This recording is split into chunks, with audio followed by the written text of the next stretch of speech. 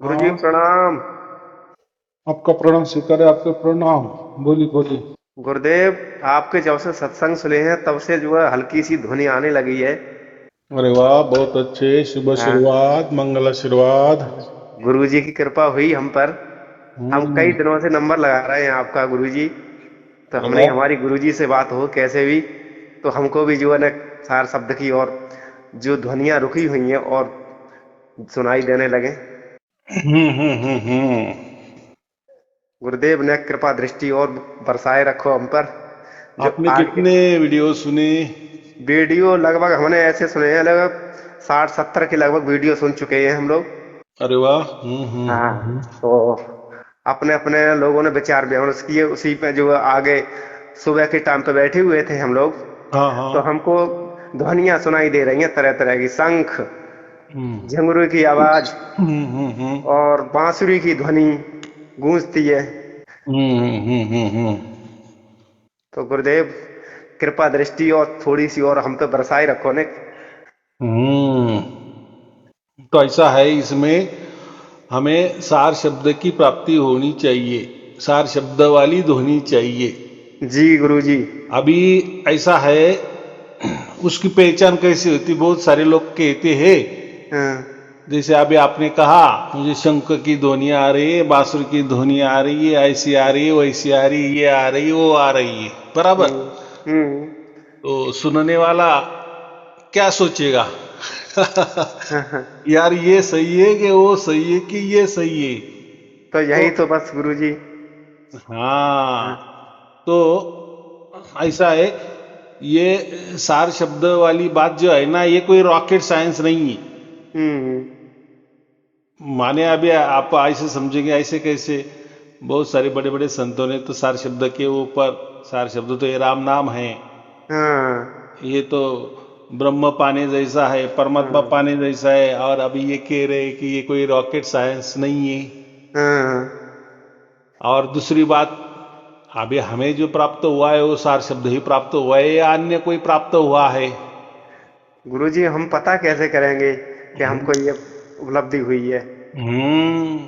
बहुत सारी गुरु लोग तो कहते हैं कि वो कोई नाम होता है, कोई हम्म। बोलते हैं वो कोई साधना होती है, हाँ हाँ। या किसी गुरु का आशीर्वाद होना चाहिए, हम्म ये होना चाहिए, वो होना चाहिए। भाई आज के जमाने में, ये घोर कलयुग में, हम्म। या ये संभव है बातें? नहीं कोई गुरुजी, ध्यान आपकी करना। कृपा हुई है। अभी अभी भी सुनाई दे रही है। अब घंटी की आवाज आ रही, जैसे मंदिर में घंटी बजती है, उस हिसाब से कानों में गूंज रही है अभी भी। ऐसा है, आपसे सार बात। शब्द जो होता है ना, जी। तो वो जब हम सुनते हैं, अभी वो उसको सुनना नहीं कहना, ये आपको अनुभव हो रहा है, उसकी अनुभूति हो रही है। अच्छा गुरुदेव। वो कोई साउंड नहीं है, वो कोई आवाज नहीं है। तो कैसा है? अनुभूति माने अनुभव। हम्म जैसा किसी गुंगे ने गुड़ खाया, उसको हम्म पूछा हमने, वो क्या हम्म जवाब देगा? हम्म। तो हाँ, वो क्या जवाब देगा? ये गुड़ लो और आप भी खाओ। हाँ हाँ हाँ, वही दे पाएगा। माने ये जो अनुभव होता है, अनुभूति होती है, वो खुद को होनी चाहिए। दूसरे को नहीं। दूसरे तो वो करेगा दूसरे क्या को, हम। देखो अभी हजारों लोगों को सार शब्द की प्राप्ति है, हम्म लेकिन वो नहीं बता सकते, या मुझे प्राप्त है तो मैं आपको नहीं दे सकता। हम्म। मैं आपको जो भी बोल रहा हूं, बातें कर रहा हूं, ये केवल जानकारी दे रहा हूं, माहिती दे रहा हूं। उस हम्म। जानकारी माहिती के आधार पर आपको सार शब्द प्राप्त नहीं होगा।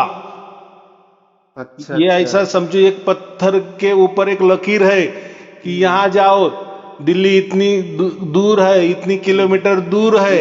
समझ गया वही गुरुदेव। वही पत्थर को हमने गले लगा के बैठे तो दिल्ली नहीं आएगी। जी गुरुदेव, गुरुदेव समझे गुरुदेव। तो जानकारी महत्वपूर्ण नहीं है।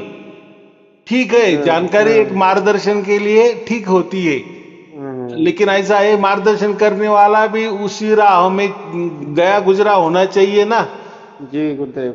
नहीं तो उसको तो बस उसके पास बहुत सारा, ढेर सारा माहिती है, जानकारी है, इंफॉर्मेशन है, माहिती की माहिती दे रहा है। अरे ये सारे शब्द गुरु नानक देव जी को मालूम था, अरे ये तो कबीर साहब को मालूम था, अरे ये तो ऐसा है, अरे वो तो वेदों में लिखा है, अरे ये तो यहाँ लिखा है, अरे वो भाई वो सब ठीक है।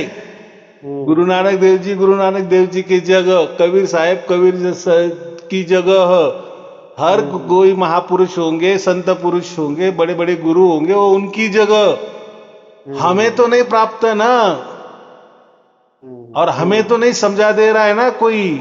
हम तो कोई भी लोग समझा भी दे रहे, कोई बोलता है कि ये मंत्र ले लो या ऐसी साधना करो, हो गया सारे शब्द।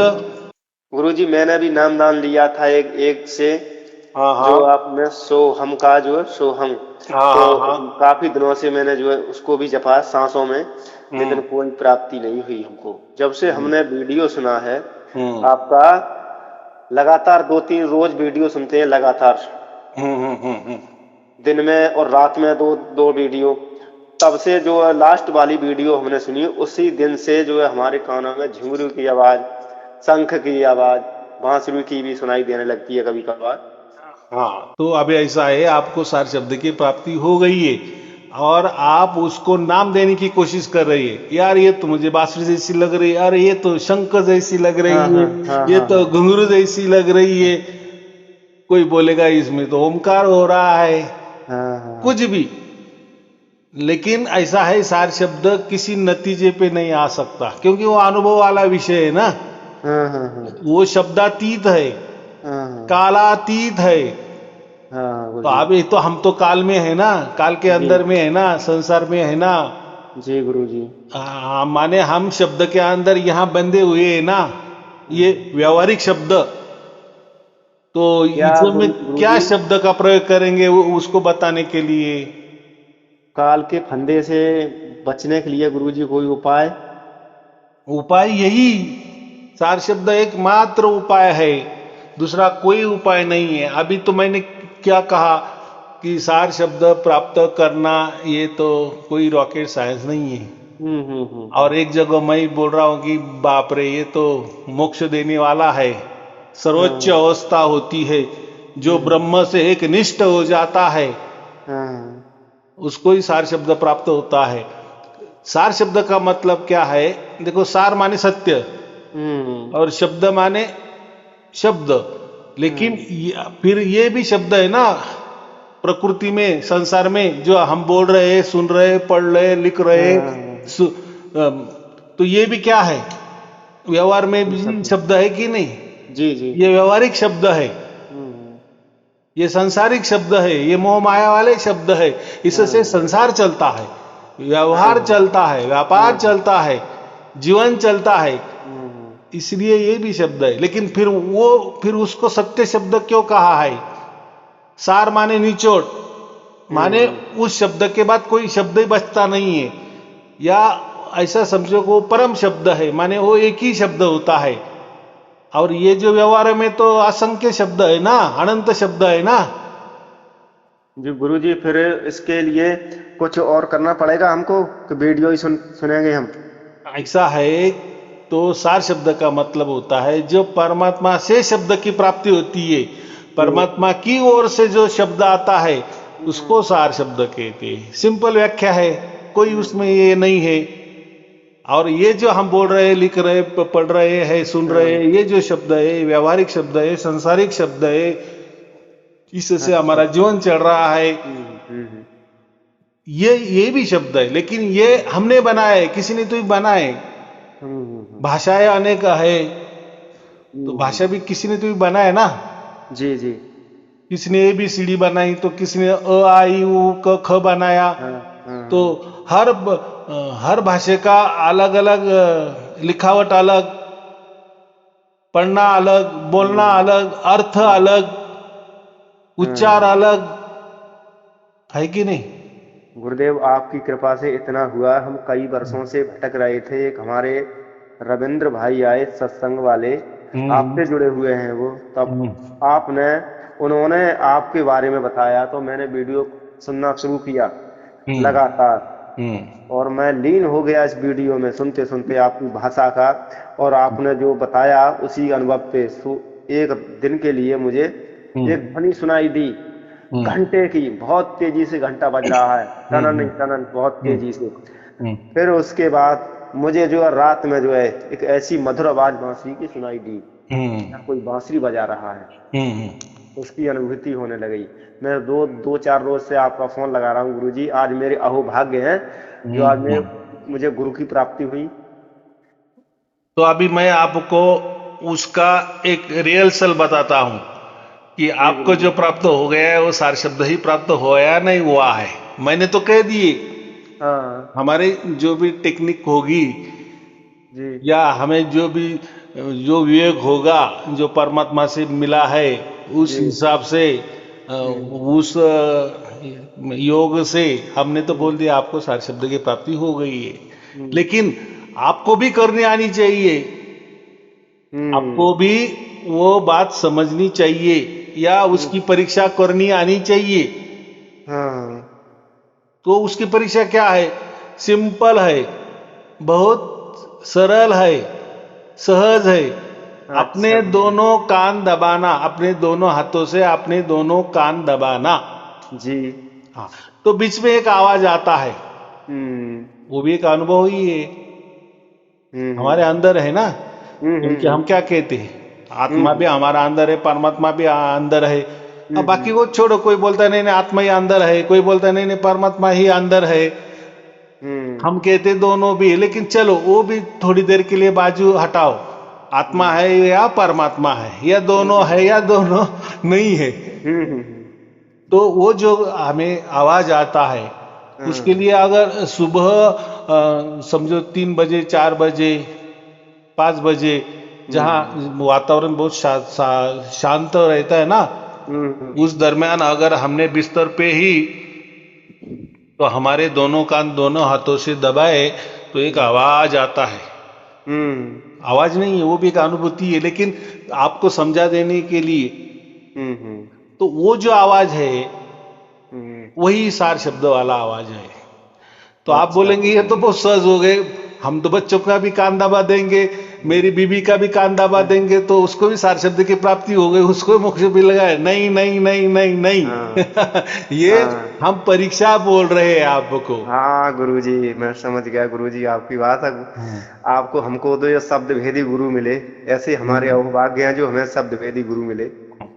गुरु का लोग तो बहुत मिले हमको, लेकिन ऐसा शब्द भेदी गुरु हमको कोई नहीं मिला। सबसे श्रेष्ठ गुरु शब्द भेदी का मतलब शब्द का भेद बताने वाला, बाकी क्या हर इसका भेद बताता है वो। और भेद जो बताने वाला होता है वो ऋषि परंपरा वाला ही होता है, ना गुरु परंपरा वाला होता है ना ये। क्योंकि देखो गुरु परंपरा वाले जो होते हैं ना वो भी हमें सहज समझ में आ जाते। जो कोई सामने पुस्तक रखता है, कोई अपना कबीर बीजक रखेगा, उसके ऊपर बात करेगा, उसके दोहे उठाएगा, उसके ऊपर कबीर साहब ने ऐसा कहा है वो कहा है। कोई गुरु ग्रंथ साहिब सामने रखेगा, गुरु नानक देव जी ने ऐसा कहा है, उसने ऐसा कहा है, उसकी बातें करेगा। या कोई भागवत की पुराण सामने रखेगा, उसकी बातें कराएगा। या कोई गीता सामने रखेगा, उसकी बातें करेगा, उसके श्लोक बोलेगा, उसका अर्थ बताएगा। तो हर गुरु कोई ना कोई पुस्तक का सहारा लेता है, श्लोक का सहारा लेता है, दोहे का सहारा लेता है। माने इसका साफ मतलब है ये परंपरा से आए हैं, गुरु परंपरा से आए। उनके गुरु ने बोला कि नहीं नहीं ये दोहा है, इसका अर्थ ऐसा है, ये कबीर साहब ने कहा है। ऐसे ही हर एक का अलग अलग ग्रंथ है, अलग अलग श्लोक है, अलग अलग दोहे है, अलग अलग अर्थ है। माने वो जो गुरु होता है उस पर अडिंग होता है। उसके प्रवचन में आपको श्लोक ही श्लोक मिलेंगे, दोहे ही दोहे मिलेंगे, बस। तो वो उस पर ही चलता है। माने सहारा पोजीशन में हम क्या करें गुरुजी अब? तो वो सहारा लेता है। तो ये समझना कि ये कोई परंपरा वाला गुरु है, गुरु परंपरा से ये चल के आया है, ये ऋषि परंपरा वाला नहीं। ऋषि परंपरा वाला जो होता है वो कभी सहारा ही नहीं लेता। वो ऐसा समझो कि डायरेक्ट वेदों में क्या लिखा है वो पहले ऐसे बता देता। वो कोई वेदों का श्लोक भी नहीं लेता या वेदों का मंत्र भी नहीं लेता, उसमें क्या लिखा है वो भी नहीं, पहले बता देता है कि भाई ये ऐसा ऐसा है। फिर अगर आपको ढूंढना है तो देखो वेदों में मिल जाएगा ये। माने उसका पहला कहना होता है, पहला वो अनुभव देता है, बाद में उसको ढूंढो कहीं भी आप जाके। हाँ, और ऋषि परंपरा वाला जो है ना वो केवल और केवल वेदों का सहारा लेता है समझ में। और दूसरी बात कि वो सब कुछ संशोधन पर करता है। संशोधन माने साइंटिस्ट जैसे होते हैं ना, वैसे वो आध्यात्मिक वाला ही संशोधित करता है। संशोधित का मतलब क्या है? ज्ञान के साथ विज्ञान सहित बोलना। माने मैंने आपको शक्कर कह दिए तो गुरु परंपरा वाला शक्कर की बातें करेगा, और ऋषि परंपरा वाला पहले हाथों में शक्कर लेगा और बताएगा ये देखो ये शक्कर होती है। आया दोनों में की जरूरत नहीं है। ज्ञान के साथ विज्ञान। जो ज्ञान के साथ विज्ञान माने हर बात जो करता है विज्ञान सहित कर देता है, माने प्रैक्टिकल में समझा देता है। बस ऐसा नहीं कहता अरे नहीं वो तो कबीर साहब ने कह दिए या यही बराबर है, नहीं ना अरे वो तो उन्होंने कह दिए वो बराबर है, नहीं ना वो तो हमारे गुरु ने कहे वो बराबर। भाई ठीक है, जो भी बात जिन्होंने कही ये अच्छी बात है, लेकिन अब ज्ञान मत दो ना डायरेक्ट उसका, हमें कोई साक्षात्कार चमत्कार नमस्कार अनुभव तो दो ना, उसका प्रैक्टिकल तो दो ना, तभी हम मानेंगे ना। तो ऋषि परंपरा ने ऐसे समझो कि गिने चुने लोग होते हैं, गिने चुने, बाकी नहीं, बाकी लोग गुरु परंपरा से चले आए हैं और वो फिर उनकी विचारधारा है। तो मैंने क्या कहा कि कान दबाओ और फिर वो आवाज आती है, बराबर। किसी का भी आप कान दबाओ कि भैया कान दबाने को बोलो तो सबको वो आवाज आती है। लेकिन वो सार शब्द वाली आवाज है, लेकिन वो सिर्फ पहचान है। और ये जो मैं बोल रहा हूं ना, ये ऐसा वेदों में लिखा है। अच्छा, ये वेदों में लिखा है। और हमारे जो वीडियो होते ना तो वीडियो के पीछे 5 मिनट पहले वो पन्ना हम लगाते हैं कि किस वेद का ये पन्ना है और कौन सा मंत्र है। तो देखो भाई चेक कर, तो उसमें ही ये बताया है कि परमात्मा घट घट में है, कन कन में है। अभी कन कन में है तो हम कन कन नहीं जान सकते ना, या कन को जो कन कन है, जो जर्रा जर्रा है, हम तो जर्रे जर्रे नहीं है ना, हम तो कन कन नहीं ना, तो जर्रे जर्रे को क्या अनुभव हो रहा है हमें क्या पता। वो थोड़ी बोल सकता है। सही बात है गुरुजी। या वो कन थोड़ी बोल सकता है, या पत्थर थोड़ी बोल सकता, लेकिन हम तो जिंदा है ना भाई। कन कन में है परमात्मा, जर्रे जर्रे में है परमात्मा, तो हम भी कोई तो भी कन है कि नहीं, ये पूरे ब्रह्मांड का हम भी कोई तो भी हिस्सा है कि नहीं। अगर वो परमात्मा की गूंज सब में गूंज रही है, पत्थर में भी गूंज रही है, जड़ में भी गूंज रही है, चेतन में भी गूंज रही है, हम तो चेतन है ना। उल्टा चेतन का मतलब इतना ही होता है कि वो जान सकता है, प्रैक्टिकल कर सकता है। गुरुजी ये गुरुआ लोग जो बताते हैं कि जाप मरे अजपा मरे और अनादि मर जाए और सुरती लागी शब्द में ताय काल नहीं खाए। बराबर है ना। तो अनाद उन्होंने अनाद का मतलब जो हम अभी जो आपने कहा ना कि शंख वाली बज रही है, ये बज रही है, या शंख वाली ध्वनि सुनो, वह शंख ही दो ध्वनि होती है, घुंघरू वाली ध्वनि होती है, ये सब अनाद नाद है। ये 11 प्रकार के नाद होते हैं ब्रह्मांड में। तो उसका भी हमें साक्षात्कार चमत्कार नमस्कार होता है, लेकिन उसको अनंत नाद कहते। अनंत नाद का मतलब क्या है? जो आहत नहीं है, माने किसी दो वस्तुओं का जो टकराव होता है और उससे जो आवाज निकलती है तो उसकी निर्मिति हो गई ना। तो प्रकृति में अनंत नाद 10-11 प्रकार के हैं, लेकिन ये जो अनंत नाद है ये परमात्मा से आता है। अभी ये दोनों में फर्क करना हमें आना चाहिए। तो वो वेदी गुरु बताता है ना भेद करना, कैसा भेद समझना। कि हमने कहा है कि ये जो सार शब्द है परमात्मा से आता है, या उसको थोड़ी देर के लिए अनंत नाद भी समझे, लेकिन परमात्मा से आता है। और ये तो प्रकृति में भी ये 10 प्रकार के नाद होते हैं, तो वो अगर हमें सुनाई देने लगे तो फिर वो भी सार शब्द है क्या? नहीं, क्योंकि वो बदलने वाले होते हैं, पहली बात।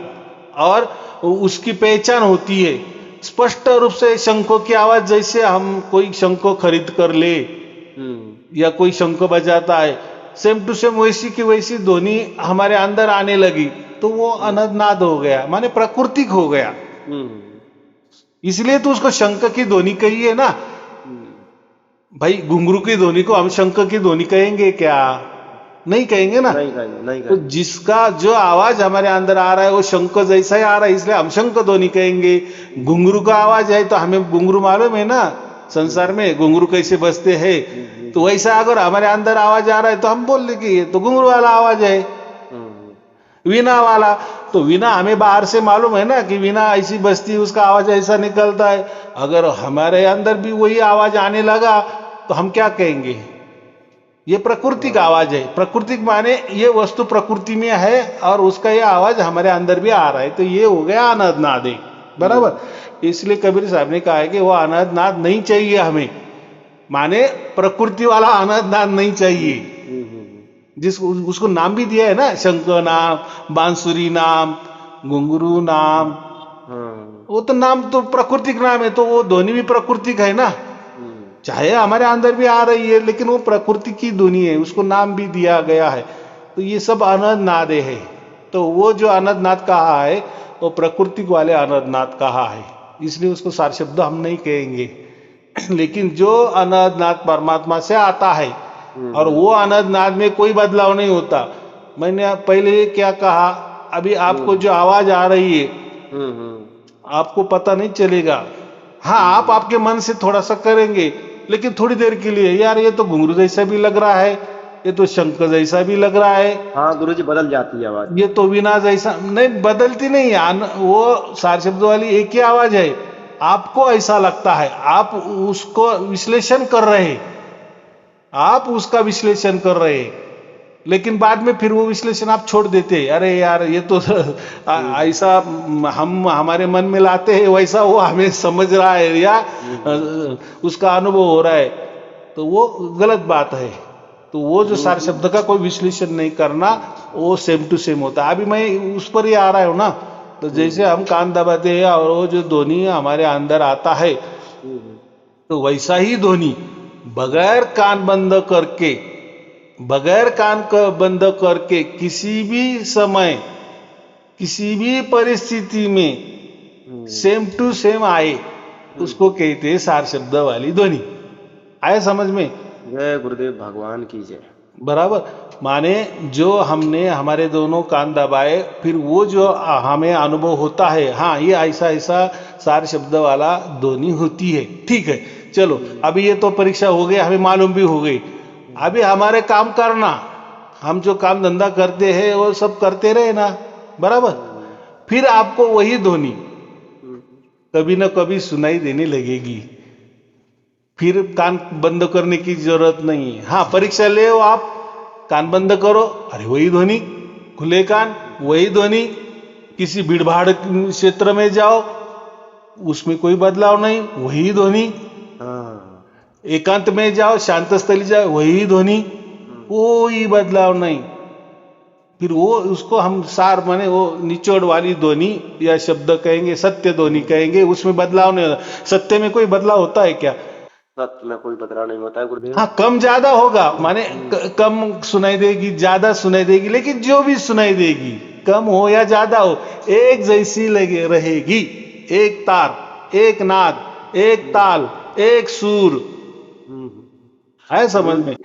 गुरुजी, जैसे कोई अभी देवी देवता पूजे, इससे कोई फिर कोई इसमें कोई दिक्कत तो नहीं होगी? जैसे कोई पहले से हमारे बुजुर्गों ने ये पूजा देवियां पूजी हैं, ये कोई दिक्कत तो नहीं करेंगे फिर? ऐसा है, देखो ये जो सार शब्द होता है ना, ये ऐसा कहते हैं कि बहुत जन्मों के बाद प्राप्त होता है, बहुत जन्मों के बाद प्राप्त होता है। जी अभी जी। आप कहेंगे कि आपने तो इतना सहज बता दिया, कान दबाओ और वो सारे शब्द सुनाई देगा, तो वो उससे आपको मोक्ष वगैरह नहीं मिलेगा। हाँ हाँ वो हाँ वेदों में उसकी परीक्षा दे दिए है हाँ हाँ हाँ। कि वो सार शब्द वाली ध्वनि ऐसी ही बाहर आना चाहिए, तभी आप अंदर और बाहर एक हो जाएंगे ना। हम्म। आपके देखो, आपके अंदर तो परमात्मा है ही, हम्म। वो तो कोई नई चीज नहीं ना। हम्म। फिर आपके अंदर है या नहीं है, उसकी वो परीक्षा है। तो हम्म। दोनों काम दोनों हाथों से दबाए तो वो आवाज आ रहा है, वो परमात्मा की आवाज आ रही है। उसको वैश्वानर अग्नि का आवाज भी कहा है, उसको वेदों में महाशब्द भी कहा है। हम्म। हम उसको सार शब्द कहते हैं, लेकिन शब्द की बात की है, वेदों ने भी शब्द की बात की है, नहीं नाद की। हम्म। प्रैक्टिकल में लोगों को समझा देने के लिए ये संत लोग अनदनाद कहते थे। प्रैक्टिकल में अभी उन्हें मालूम था या नहीं था, लेकिन वेदों में स्पष्ट जो नाद होता है ना, उसको नकार दिए है। माने नाद कोई परमात्मा नहीं होता, शब्द ही परमात्मा होता है। अभी देखो, नाद माने वो निर्माण होता है ना, प्रकृति द्वारा निर्माण होता है, आपके द्वारा निर्माण होता है, किसी वस्तु द्वारा निर्माण होता है, और जिसका निर्माण होता है उसका नाश हो ही जाता है। कितनी सहज बात है। परमात्मा ऐसा होता है क्या? परमात्मा तो क्या कहते हैं हम, सनातन कहते हैं ना, आदि अनादि अनंत काल तक। जिसका अभी कोई अंत ना हो। अनंत काल का मतलब ही सनातन हो गया। माने पहले वो ऐसा ही था, अब भी ऐसा है, आगे भी ऐसा अनंत ही काल। रहेगा। अनंत काल का मतलब उसका काल में नहीं, कालातीत। हम्म। लेकिन समझा देने के लिए उसको हम अनंत काल बोलते हैं। अनंत काल का माने काल में तो काल को भी सीमा है ना, लेकिन अनंत जब लगा देते हैं तो वो कालातीत हो जाता है ना। अनंत का तो कोई छोर ही नहीं ना, लास्ट का पता ही नहीं ना, लेकिन काल बता देते हैं हम। तो उसका मतलब क्या है कि जब मैंने कहा कि जो आवाज आपको दोनों कान दबा कर आता है, फिर अगर वो बगैर कान दबा के खुले में आता है, भीड़ भाड़ में आता है, कितना भी जोर शोर हल्ला गुल्ला शोर मचाओ बाहर होगा, तो भी आपको वो आपके उसमें आप आ जाएंगे। या हम उसको क्या गीता में स्थित प्रज्ञ कहा है। स्थित प्रज्ञ माने वो उसी फ्रीक्वेंसी में, जो कहते हैं कि सार शब्द की जो फ्रीक्वेंसी वो 432 हर्ट्स वाली होती है, ऐसा कहते हैं ना। जैसे नीचे से हमने माने जो नीचे वाला मूलद्वार होता है, मूलाधार चक्र जो होता है, वहां की ध्वनि सबसे ज्यादा होती है। और जो चक्र सहस्रार होता है, ब्रह्मरंध्र वाला जो चक्र होता है, वहां की जो ध्वनि होती है वो एकदम सूक्ष्म हो जाती है। और ये जो ध्वनि है, ये जो हम कहते हैं कि हृदय स्थित तो अपने गीता में क्या कहा है कि मैं सबके हृदय स्थित हूं। तो हृदय वाली जो ध्वनि होती है, वो जो सारे शब्द वाली होती है, समझो तो उसका हर्ट जो होता है ना 432 हर्ट्ज वाली होती है, माने समझो सेंटर वाली, बराबर। तो उसमें उसमें नहीं जाना है, वो गणित वाले विषय। मैंने क्या कहा अभी कि दोनों कान दबा के जो ध्वनि होती है वो बगैर कान दबा के आनी चाहिए। कोई भी काल परिस्थिति में उसमें कोई बदलाव नहीं होना चाहिए, उसको कहते हैं सार शब्द वाली ध्वनि। हाँ, अभी मैंने तो कहा कि ये तो कोई रॉकेट साइंस नहीं है, लेकिन अभी यहाँ जब हम बात करते हैं ना, वो ध्वनि को कोई भी जगह आनी चाहिए, उसके लिए कान दबाने की जरूरत नहीं पड़नी चाहिए। हम काम करते खाते पीते जो भी काम करेंगे, कर्म करते रहेंगे, तो ध्वनि चालू रहती है। माने हम उसमें फिर स्थिर हो जाते हैं। कौन स्थिर हो जाता है? हमारा आत्मा उस परमात्मा की जो ध्वनि है, ध्वनि में विलीन हो जाता है।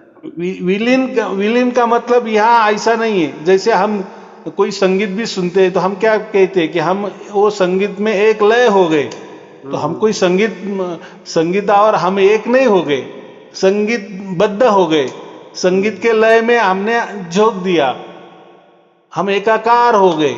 लेकिन एकाकार माने वो तो उसको थोड़ी उसको टाइमिंग है ना। कोई गाना हमने सुन लिया, हमको बहुत अच्छा लगा, हम बस उसमें गुम गए, तो उसी विचारों में खो गए, तो उसको हम लीन कहते हैं ना। वैसा हमारा आत्मा उसमें लीन हो जाता है। लेकिन ऐसा है कि हमारा जो आत्मा है वो परमात्मा का ही बच्चा है, इसलिए वो जो ध्वनि परमात्मा से आ जाती है और हमारे आत्मा पकड़ लेती है उसको। देखो पकड़ती भी कब है, जब अंदर तो परमात्मा है ही, परमात्मा तो कोई बाहर से तो नहीं आया है ना। माने परमात्मा तो अंदर बाहर तो वो तो सब जगह एक ही है ना, खचाखच भरा हुआ है ना। लेकिन हमें परमात्मा का अनुभव हमारे अंदर आता था, उसके लिए हमने साधना करनी पड़ी। अभी ये भी एक हमारे दोनों कान दोनों हाथों से दबा एक साधना ही हो गई ना। हाँ, लेकिन वो साधना से हमें कोई मोक्ष नहीं मिलेगा। हाँ, हो सकता है उसी साधना से थोड़ा हमारा मन जो है चंचल है तो थोड़ा स्थिर हो लगेगा, थोड़ी मन को थोड़ी देर के लिए शांति लगेगी। जब तक हम कान दबाएंगे वो उतना देर हम शांत रहेंगे। माने फिर वो शांति के लिए वह कभी भी हमें वो कान दबाना पड़ेगा। भाई ये कोई सर्वसामान्य वाली बात है नहीं। फिर इसलिए हम उसको सार शब्द नहीं कहते। लेकिन जब वही ध्वनि जो हमारे अंदर सुनाई देने वाली थी वो जब प्रकट हो जाती है, फिर वो जरे जरे में हमें सुनाई देने लगती है। कहीं भी देखे तो भी वही ध्वनि होती है, अंदर भी वही बाहर भी वही, सब जगह खचाखच वही ध्वनि का हमें वो फ्रीक्वेंसी का अनुभव होने लगता है। वो कोई हम सुन नहीं रहे, वो उसका अनुभव होता है। इसलिए हम बोलते हैं ना परमात्मा कण कण में है। आज का विज्ञान भी कहता है ना, देखो हमने कोई भी वस्तु का उसको तोड़ते गए इतने सूक्ष्मता में गए, इतने सूक्ष्मता में वो कण को तोड़ते गए। आजकल तोड़ने की तो सुविधा भी है, मशीनरी भी है ना। तो फिर क्या है, लास्ट में क्या दिखता है हमें? इलेक्ट्रॉन ही दिखता है ना, इलेक्ट्रॉन प्रोटॉन न्यूट्रॉन। हाँ, तो देखो फिर वो हमें वो तो आंखों से नहीं दिखते, वो तो वो जो माइक्रोस्कोप है वो उसके उससे दिखता है ना वो। लेकिन वो देखो वो भी घूम रहे, कौन घुमा रहा है? और एक दिशा में घूम रहे हो, कौन उसको मार्गदर्शन कर रहा है? और वो किसको ऊपर घूम रहे हैं? तो जो कबीर साहब ने कहा था ना, चक्की चक्की क्या चलती चक्की देख के कबीरा रोए आए ना, ऐसा कुछ है ना दोहा। चलती चक्की देख के दिया कबीरा रोए, दो पाटन के बीच में साबुत बचा न कोई। हाँ, तो अभी जो हम है ना, अभी जो सार शब्दी है उनको छोड़ दो, लेकिन जो सर्वसामान्य लोग है ये हम पाटन के बीच में हैं। माने ऐसा समझो कि हमारी जो गति है ना खुद की सबकी, तो हम 3 लाख पर सेकंड किलोमीटर से हम दौड़ रहे हैं। कितने? एक सेकंड में 3 लाख किलोमीटर जो प्रकाश की गति है ना। तो वो जो इलेक्ट्रॉन प्रोटॉन न्यूट्रॉन जो घूमते हैं ना, वो इसी स्पीड से घूमते हैं।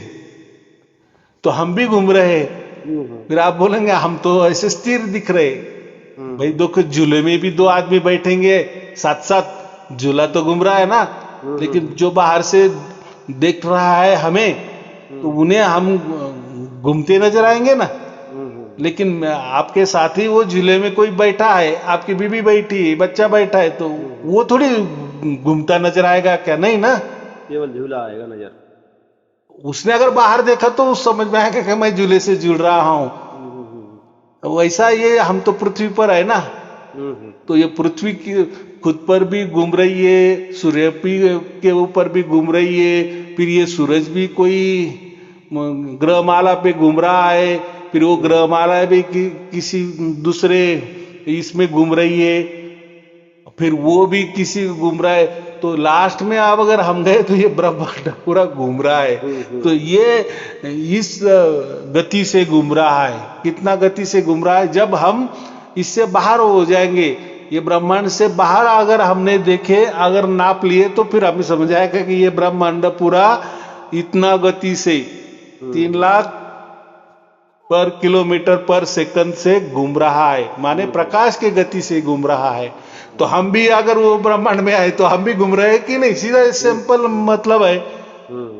भाई हम ट्रेन के अंदर हमारा पूरा परिवार बैठा है, तो जो ट्रेन की स्पीड है तो उतनी स्पीड हमें भी है कि नहीं। लेकिन हाँ हमें नजर आएगा क्या, नहीं नजर आएगा ना। हाँ लेकिन ट्रेन के बाहर जो खड़ा है तो वो बोलेगा कितना फास्ट ट्रेन जा रही है। तो ये ऐसा थोड़ा समझ लो। तो मतलब क्या है कि वो जो दो पाटन के बीच में लिखा है ना, तो वैसे हम ये चक्की है, इसमें पीस रहे, सब पीस रहे, लेकिन वो जो बीच में जाता है, सेंटर में जाता है, तो वो जो सेंटर है उसको हम मोक्ष का धाम कहते हैं, वो परम धाम कहते हैं। हाँ, जब हम परम धाम में जाएंगे तो हमें पूरा ब्रह्मांड भी दिखाई देगा और वो कैसा कितना स्पीड से घूम रहा है वो भी, क्योंकि हम अभी ब्रह्मांड में तो हमें वो उसका पता नहीं चलेगा। हाँ लेकिन उसका पता चलाने के लिए मैंने क्या कहा, अगर कोई कण है उसको तोड़ते तोड़ते तोड़ते तोड़ते गए तो फिर हमें पता चलेगा कि ये इलेक्ट्रॉन प्रोटॉन न्यूट्रॉन है और वो भी घूम रहे हैं, लेकिन उनका घूमने का स्पीड ये 3 लाख किलोमीटर पर सेकंड वाला है। तो भाई हमारे अंदर भी अणुरेणु है कि नहीं, हम भी अणुरेणु से बने, हर वस्तु अणुरेणु से बनी है कि नहीं, अणुरेणु परमाणु जो हम कहते हैं। फिर वो जड़ हो या चेतन हो तो सब उसमें है, सब में वो स्पीड है। अब आप जो है हमें आशीर्वाद दो सदा, जो है हमारी आपकी जो है शब्द भेदी गुरु मिले हैं हमें, और हम इस चीज से अपने पे बहुत गर्व है कि आज वीडियो सुन करके हम यहाँ तक पहुंचे, आज तक कोई भी हमें नहीं कर पाया।